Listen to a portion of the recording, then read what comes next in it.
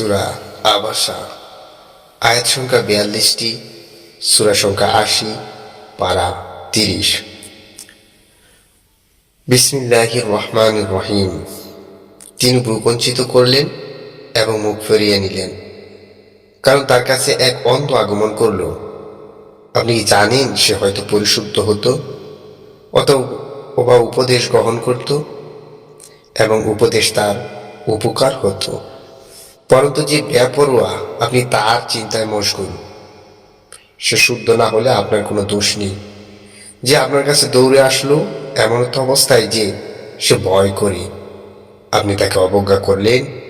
কখনো এরূপ করবেন না, এটা উপদেশ বাণী। অতএব যে ইচ্ছা করে সে একে গ্রহণ করবে, এটা লিখিত আছে সম্মানিত উচ্চ পবিত্র পত্রসমূহে লিপিকার হস্তে। যারা মহৎ পুত চরিত্র, মানুষ ধ্বংস হোক, সে কত অকৃতজ্ঞ।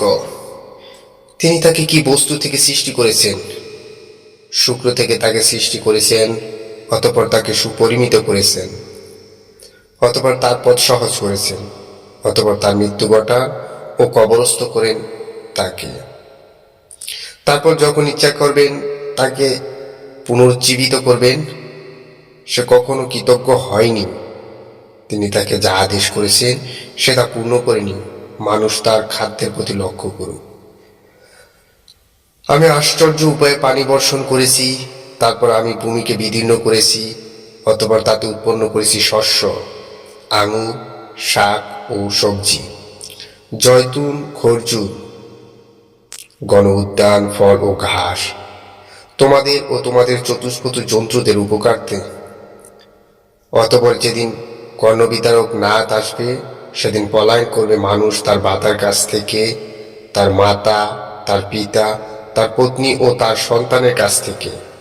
সেদিন প্রত্যেকেই নিজে এক চিন্তায় থাকবে, যা তাকে ব্যতিব্যস্ত করে রাখবে।